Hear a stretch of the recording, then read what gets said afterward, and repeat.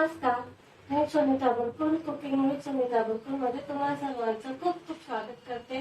आज आपण सातारा स्पेशल महादा कसा बनवायचा ते बघणार आहोत। महादा हा एक कांद्याची चटणी म्हटलं तरी चालेल।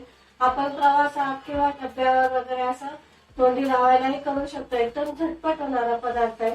चला तर मग रेसिपीला सुरुवात करू। आता आपण पहिले साहित्य बघू। इथे मी कांदा घेतलेला आहे, बारीक चिरून घेतलेला आहे 1 वाटी कांदा। आपल्याला दाण्याचा कूट लागेल, पाहिजे तसा टाकायचा आपल्याला। फोडणीसाठी जिरं, मोहरी, हळद, लाल तिखट, इथे मी कोथिंबीर घेतलेली आहे, चवीनुसार मीठ आणि हिंग। चला तर मग सुरुवात करू आता आपण। हे बघा इथे तेल मस्त छान गरम झालेलं आहे। आता आपण इथे थोडंसं जिरं टाकायचं आहे। जिरं छान फुलू द्यायचं। मोहरी, जिरं मोहरी छान फुलली की मग त्याच्यामध्ये चिमूटभर हिंग घालायचा।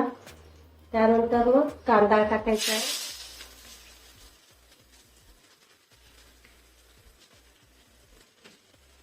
कांदा चांगला परतू द्यायचा आपल्याला।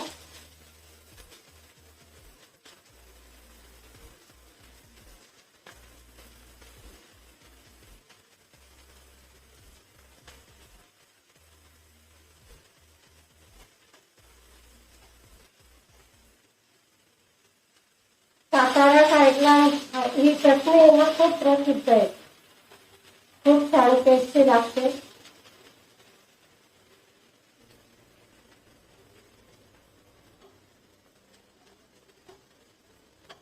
इथे छान असा कांदा आपला परतून झालेला आहे, मस्त लालसर झालेला आहे।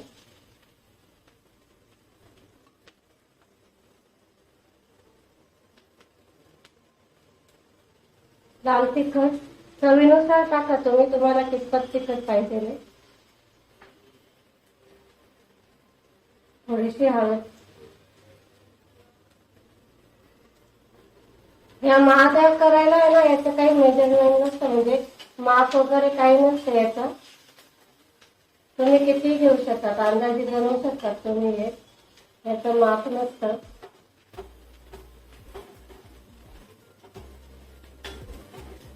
छान असं परतून द्यायचं आता हे मसाले। छान मस्त अशी फोडणी बसलेली याला। जिरं मोहरीची मस्त छान सुकवून द्यायचं त्याचा।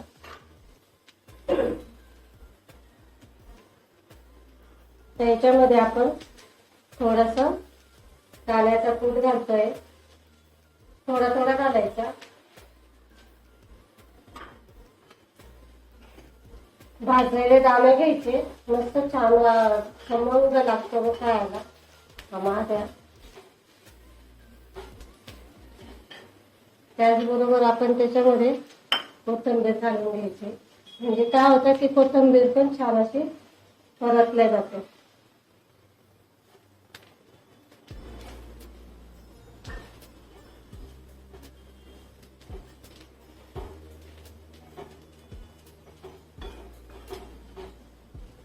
ते आपला महादा बनून तयार झालेला आहे। आता याच्यामध्ये आपल्याला चवीनुसार मीठ टाकायचं।